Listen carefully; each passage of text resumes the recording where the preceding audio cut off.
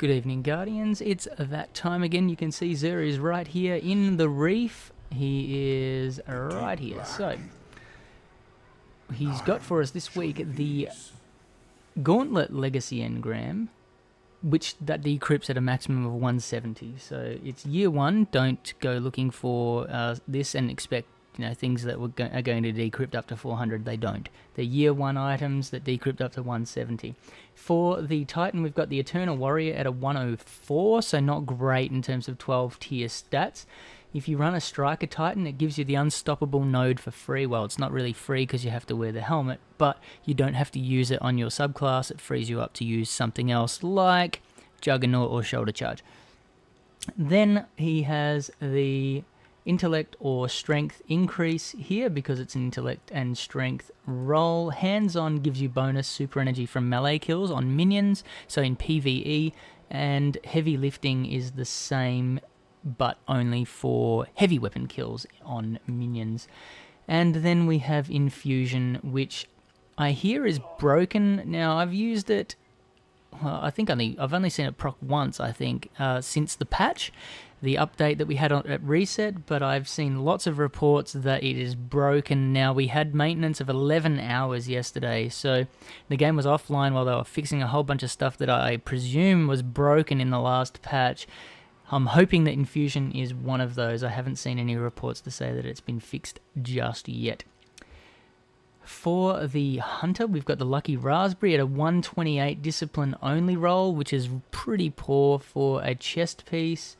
You do have this increased intellect node as well, which will give you some intellect, but Make Your Luck gives you arc bolt grenade that chains further, and you also spawn with full grenade energy every time you respawn, which gives you this arc armor. Obviously it's an arc based class item, so arc armor on arc based subclasses, but interestingly we've got this void recovery, so if you take void splash damage, you can either have that one, which gives you increased recovery for 5 seconds, or arc armor, which increases the armor if you're using a blade dancer.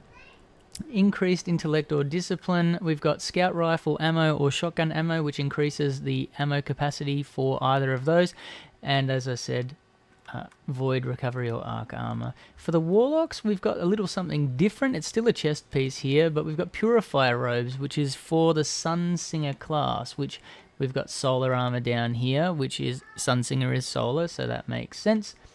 This Burn Brighter node, when you activate Radiance from Death, so you have to have Fireborn active in your tree, and when you self-res, anyone that is around you, any enemies, so if you're playing PvP or PvE, they are disoriented for a period of time while your self-res is active. You can use increased intellect or discipline, it's an intellect discipline roll, and special ammo or increased heavy ammo. It's one or the other. And we've got Void Burn defense, so if you're taking Void Burn damage, this reduces that, and of course solar armor. And it is a 137 roll, so that's not great, it's not terrible, but it's a darn sight better than the 128 on the Lucky Raspberry. It's still 10 points below max. The weapon this week is Hardlight, which is quite a good weapon. It's an auto rifle. Auto rifles got a buff in the last update. The precision damage multiplier on auto rifles went from 1.25 to 1.3 in the last update. And what's more, this Volatile Light exotic perk on the Hardlight gives you the ability to not have any damage fall off. It over-penetrates targets and it ricochets off hard surfaces, so it gives you a combination of a few different perks. But what's more is this allows you to actually cross-map people with this auto rifle because there's no damage fall off. It's like firing a laser beam, essentially. We have quick draw and fitted stock, glass half full or spray and play. Quite a handy one. If you don't have this, I'd recommend picking it up. It was one of the first exotics I ever got in year one. A lot of people, for some reason, don't like it. I just don't understand that. It's actually a really good auto rifle. Curios this week, Plasma Drive and the Emerald Coil. That gives you the blue and green booster trail behind your rare Sparrow if you upgrade it using one of these drives, the vehicle upgrades.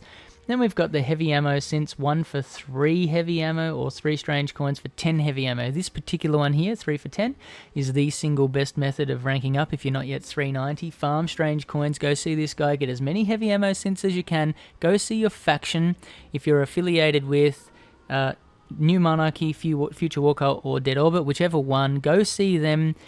Put on your exotic class item if you have it, if you're rank 25 and you've done the exotic quest. If you haven't, do this anyway and then get that and then use this method. Hand in your heavy ammo synths until you rank up, switch over to your highest light, pick up your faction package, and then rinse and repeat. That will get you to 390 quick and easy. And then once you're at 390, because you can't go past that with faction packages, farm your 3 of coins. I recommend Iron Tomb. Get those exotic engrams and open them up. Start with your lowest item first, equip that or infuse that into one of your items, existing items, and then rinse and repeat. Just keep doing the lowest item that you have and you will rank up to 400 quite quickly. Class items, artifacts and ghosts, go to Archon's Forge and that will also do the same thing. Glass needles, 3 strange coins, 3 motes of light and 1 exotic shard will give you the ability to use this twist fate node on any exotic armor piece, and what that does is randomizes the perks and the stats for any exotic armor piece. It helps you find better rolls, finding the perks or the stat roll that you're after. The benefit here is that, yeah, you can get better rolls, better perks, and find the exact type thing that you're after, but the downside is it's completely random, so you could go through 30 or 50 of them and still not get the roll that you're after, so just beware that that is a possibility. Down the bottom here we've got 2 strange coins for 1 mote of light in the materials exchange, or 7 strange coins for 1 exotic shard. These are both expensive methods, and I'd recommend farming exotic shards off the wall. If you've got an exotic heavy weapon available to you in the kiosk, pick that up for an exotic shard.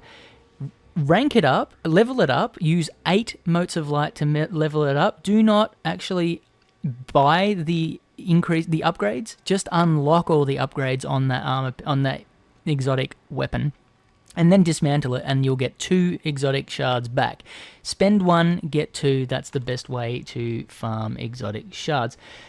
So that's what he's got. Quick recap: the Gauntlet Legacy Engram, the Eternal Warrior for Titans, Lucky Raspberry for the Hunters, the Purifier Robes for the Warlock. We have the Hard Light, which I recommend you grab if you don't have it. He is in the Reef over here. If you spawn in over where that little marker is, come down the stairs into this room and you will find our good buddy Xur. I hope you got something out of this video, Guardians. If you did, please give it the thumbs up. Don't forget to subscribe to my channel.